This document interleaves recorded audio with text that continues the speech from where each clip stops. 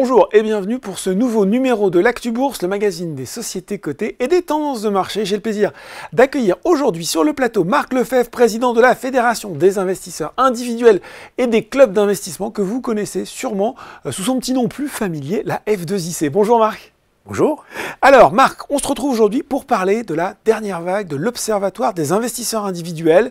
Elle est réalisée par Opinionway et la F2IC pour plusieurs souscripteurs, quelques grandes sociétés cotées, Engie, L'Oréal notamment. Déjà avant peut-être d'entrer dans les enseignements de ces résultats récents, est-ce que vous pouvez rappeler pour nous la date de création et puis la philosophie plus globale de cette enquête ?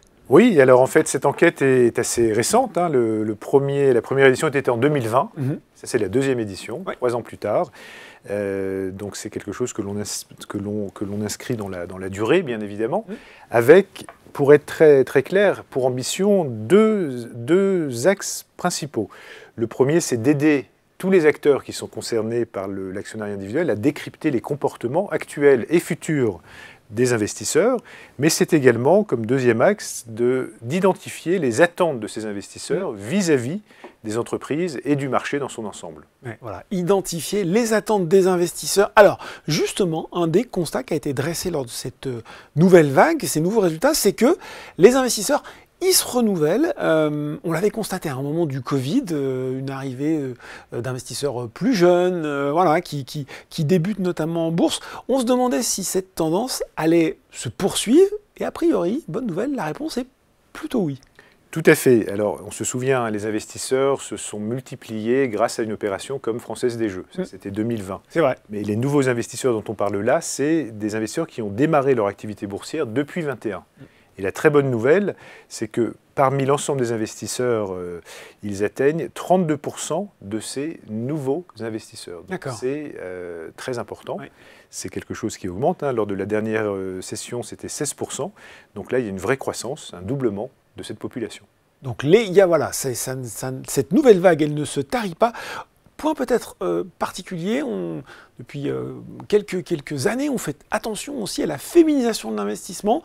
On a dressé quelquefois le tableau d'inégalité d'accès à l'investissement, notamment par rapport des femmes par rapport aux hommes. Est-ce que là aussi, on a des chiffres qui viennent confirmer ou infirmer cet état de fait ? Alors avant de vous répondre sur la féminisation, c'est un sujet qu'on porte chez la F2IC, puisqu'on est en train de former beaucoup de femmes au sujet ESG, extra-financier.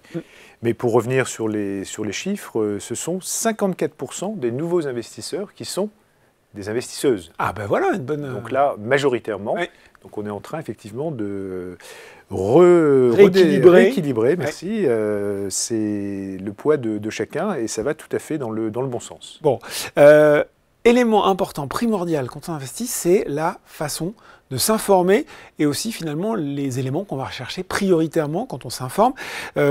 Qu'est-ce que les investisseurs actuels, les nouveaux investisseurs utilisent pour se forger une conviction ? Alors, il y a plusieurs éléments. Peut-être juste avant de répondre à cette question, il y a un dernier point sur le renouvellement des investisseurs que je voulais souligner, qui est le fait que l'âge moyen des investisseurs diminue. On l'a compris, mais il passe de 54 ans à 50,4, je regarde mon anti-sèche, et les investisseurs de moins de 45 ans représentent 87% des nouveaux investisseurs, cette nouvelle classe. Donc vous voyez que là, c'est un rajeunissement important. Et la classe des 18-35 ans est en train de croître beaucoup. On le verra tout à l'heure sur les sujets ESG. Donc féminisation, rajeunissement, voilà, deux grands enseignements en tout cas de cette nouvelle vague. Tout à fait. Alors pour revenir maintenant sur les critères de choix et la façon de s'informer, eh bien, les sites internet spécialisés sont tout à fait privilégiés, mais également la presse économique financière, les informations qui émanent des sociétés elles-mêmes. Donc tous ces éléments-là, ces 3 sources, sont les sources principales. Plutôt traditionnelles, Marc. Exactement. Oui. Et 34% des investisseurs déclarent aujourd'hui s'informer sur la bourse via les réseaux sociaux. D'accord. Là, ce n'est pas un scoop, mais on voit l'importance des réseaux sociaux. Quand même, On y attache une grande importance à la F2IC également avec notre filiale Nextwise. Et cette proportion d'ailleurs de 34%, elle atteint même 64%, près des 2/3, sur les nouveaux investisseurs. D'accord. C'est assez logique puisqu'ils sont plus jeunes. Eh oui. Donc il va falloir aussi que, alors Boursorama est sur les réseaux sociaux, mais il va falloir, je ne sais pas si vous avez les chiffres dans le détail de quels réseaux sociaux ils privilégient, mais il va falloir... Je suis sûr que, en tout cas, Boursorama est bien positionné en tant qu'acteur. 2-3 choses à creuser là-dessus. On a désormais, on parlait des des façons de s'informer. On a désormais tout à portée de clic, à portée de pouce, si j'ose dire. Est-ce que, tant pour l'information que pour l'investissement lui-même, on est sur cette tendance-là, vraiment d'une digitalisation accrue de la façon d'investir? Alors oui, on est en attente les outils digitaux sont vraiment au cœur de la problématique. En 2023, 81% des actionnaires se disent indépendants ou autonomes dans la gestion de leur portefeuille. Bon, en tout cas, ça c'est sur base déclarative. Oui. Et l'utilisation des outils digitaux mobiles pour gérer ces investissements se renforce fortement. Les nouveaux investisseurs, on l'a vu, étant beaucoup plus utilisateurs de ces outils que les investisseurs plus anciens. Alors, c'est intéressant également de mettre au regard de ça que plus de la moitié des actionnaires s'estiment actifs et dynamiques et donc vont chercher ces éléments sur les outils digitaux. Donc, des investisseurs plus jeunes, des investisseurs avec une féminisation accrue qui vont chercher des sources d'informations traditionnelles, mais aussi sur des nouveaux médias comme les réseaux sociaux, qui sont plutôt autonomes quand je vous écoute, Marc, qui maîtrisent parfaitement les outils digitaux. Ça nous amène finalement à cette dernière question qui est, vous l'avez dit, qui est un petit peu à la base de cette enquête, qui est dans la philosophie de la F2IC. Est-ce qu'aujourd'hui, la communication des entreprises est en phase avec l'attente des investisseurs traditionnels, si j'ose dire, et surtout de cette nouvelle population?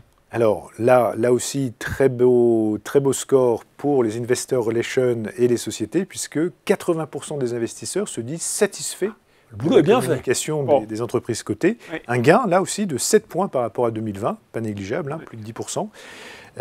Les attentes, en tout cas des investisseurs vis-à-vis des entreprises, portent sur évidemment des axes de progrès, plus d'informations, de transparence, de simplicité, et de clarté dans le langage utilisé. Souvent, on a tendance, en tant qu'expert, à aller sur des un petit peu jargonneux, complexes. Oui. Exactement. Donc là, c'est peut-être le petit point d'alerte, avec un fort intérêt pour les vidéos d'information, que ce soit les rapports annuels digitaux interactifs, les formations en ligne à la bourse, tout ce qui est e-learning.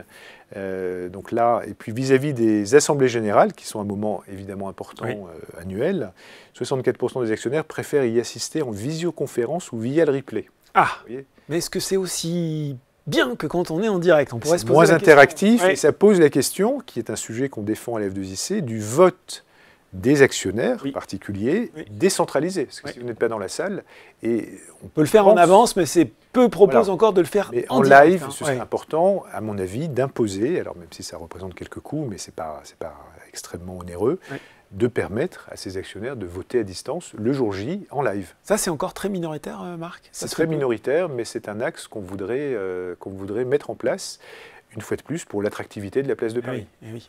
Être capable de voter en AG en direct. Voilà pour les enseignements de cette vague. Prochain rendez-vous sur cette enquête? Quand est-ce que vous ferez une nouvelle publication, ou ce sera d'ici 2-3 ans. D'accord. C'est un rythme triannuel. Il y a un autre enseignement que je trouve assez passionnant, peut-être en conclusion, c'est que quelle est la trilogie mise en avant par les actionnaires dans leur choix? Et on va voir que c'est une tétralogie. Donc, trilogie, c'est c'est perspective de croissance de la société, logique, rendement des dividendes, ce qui va assurer un cash flow, situation financière de l'entreprise, qui sont donc les principaux critères, et en parallèle, on va avoir 24% d'entre eux qui déclarent tenir compte, en 2023 en tout cas, des critères RSE. D'accord. Et si on prend les nouveaux investisseurs dont on parle depuis le début, là, ce n'est pas 23%, c'est 34%. Donc là aussi, on n'est pas en train de révolutionner le triptyque initial, mais par contre, en quatrième et qui approche du troisième élément, on voit l'extra-financier gagner en importance. En importance, et aussi en communication. On voit que c'est un sujet sur lequel on communique beaucoup. Et ben voilà, ce sera intéressant déjà d'avoir ces enseignements et puis de voir ce que ça donne à l'avenir. Merci beaucoup Marc Lefebvre pour ces explications sur ce dernière vague de l'Observatoire des investisseurs individuels. Merci Marc. Merci. L'Actu Bourse, c'est fini pour aujourd'hui, mais on se retrouve très bientôt pour un nouveau numéro.